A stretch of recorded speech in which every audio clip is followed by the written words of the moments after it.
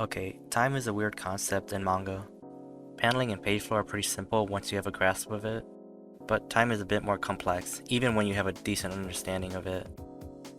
I won't be going too in-depth with techniques, but more so, I'll spend time explaining the abstract idea of time in manga. At first glance, when you look at a panel, it seems like a singular moment in time. I mean, it's a still drawing, of course it does. But that's not quite true. As you'll come to realize, time in manga works in tandem with the reader. This is unique to the medium of manga and comics, as in anime, time passes regardless if the watcher is looking or not. It's easier to show you what I mean, so let's do that.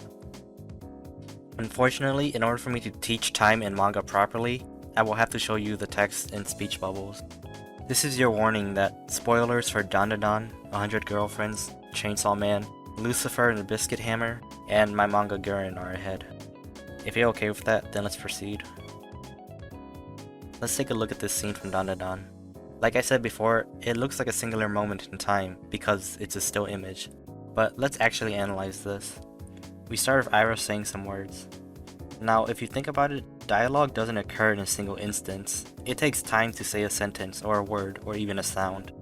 In this case, let's just say her saying some words takes about 2 seconds of time, a second for each dialogue bubble. So we already have an instance of time passing within just a small corner of this page. If we follow the page flow, the next dialogue is Mewmore responding directly to Iroh's words, which also takes about 2 seconds. So now we have about 4 seconds passing altogether so far. If we follow this rule of each bubble being about a second of time, we come to the scene being about 11 seconds in total. So even though this is technically a still image, we can interpret it as a scene where conversations between characters happen over the course of about 11 seconds. Weird, right? Well, it can get even weirder. Remember when I said that time in manga works in tandem with the reader? Depending on the reader, the time allotted can actually vary. We came to the conclusion that this scene took about 11 seconds, but that's because I told you that each dialogue bubble took about a second of time. You were following a rule that I imposed on you, not a hard set rule in manga in general. Let's look at another example. If we were to follow that same rule of a bubble equating to 1 second all of the time, this scene of Rentaro and 100 Girlfriends rambling about what he likes about people would be 2 seconds long. But we know that can't be true. I mean, look at all that text. Depending on how fast you think he's saying all of this, or how fast you read all of this, or even if you're reading his rambling in its entirety, how long the scene takes is entirely up to you. If you think he's saying this really fast, maybe it's 5 minutes long. But if you think he's saying this at the speed at which you read, this scene's allotted time can vary even more. For me, it took about 10 minutes to read all of this. But if you understood that he's rambling and just skimmed over the text, maybe the scene took about 10 seconds. This is what I mean by time working in tandem with the reader. Based on how you engage in the medium, time can vary from reader to reader. Let's go back to the scene from earlier. The time allotted varies if we take into account the speed at which a character is saying something. In this case, Iroh's shouting can be interpreted as faster dialogue compared to everyone else's. And if we take into account the length of the text, these characters' speech bubbles probably take longer than our 1 second rule from earlier. Taking what we just learned into account, that time allotted varies based on how we interpret the character saying something or how we, the reader, read. This scene's allotted time can actually range from about 10 seconds to 2 minutes. But wait, there's more. We're still reading this scene as one speech bubble happening after the other, mainly because the page flow makes us read it that way. But what if that's not quite the case? If you actually read the dialogue, you will see that there's actually 4 different conversations happening in this one scene. With this understanding, and with so much going on in this scene, it's not unreasonable to believe that maybe all 4 conversations are occurring at the same time, or at least overlapping each other. If you read this scene as multiple conversations happening at the same time, with characters talking over each other, the time within the scene is less than if you believe the characters were talking one after another. Isn't this fun? We went from interpreting this scene as a single moment in time because it's a still image, to reading it as maybe a 10-second scene, to then taking into account how we engage with the medium to increase the time allotted, and then considering another perspective of the scene to decrease the time allotted. This is what I say that time is a weird concept, because it's up to the interpretation of the reader to determine how much time is being spent in the scene. Unlike anime, where time passes without the watcher's input, manga requires the reader to read the scene and come to a conclusion on how much time has passed. Okay, that was a lot to take in, and we still have more to talk about. The example I gave earlier was dependent on dialogue to express time, but what if there is no dialogue? Let's take a look at this page from our manga Guren, more specifically the bottom 2 panels. There's no text between them.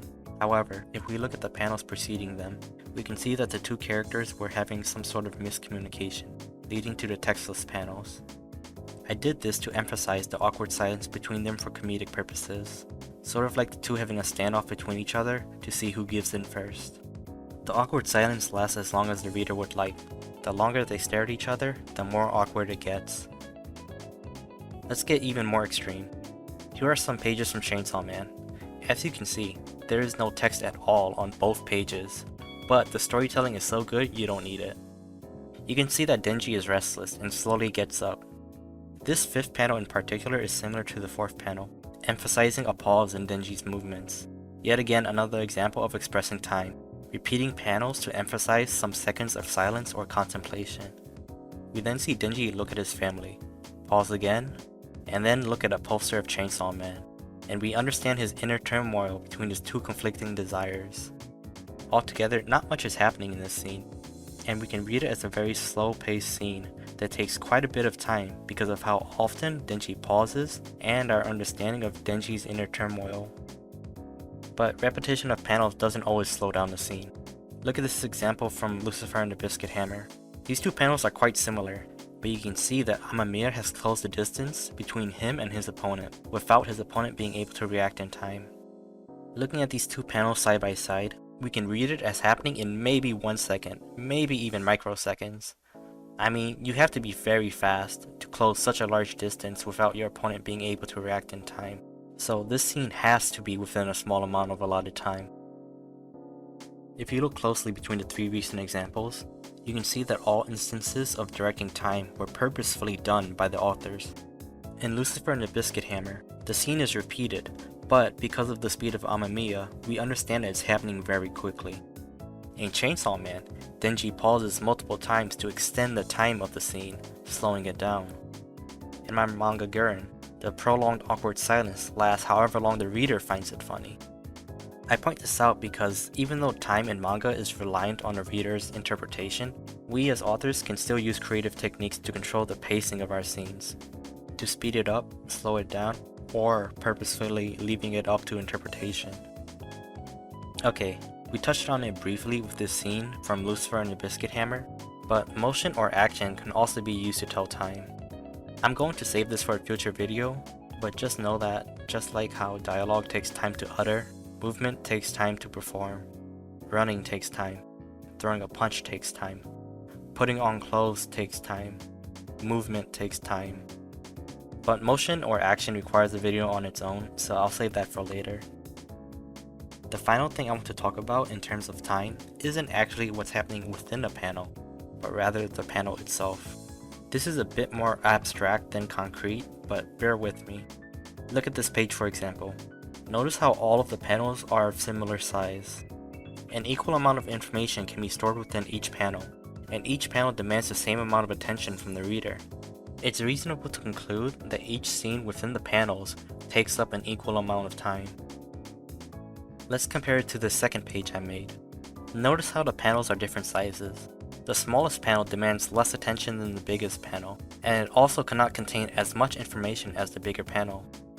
The reader's eyes will spend less time on whatever is inside the smaller panel than the bigger panel.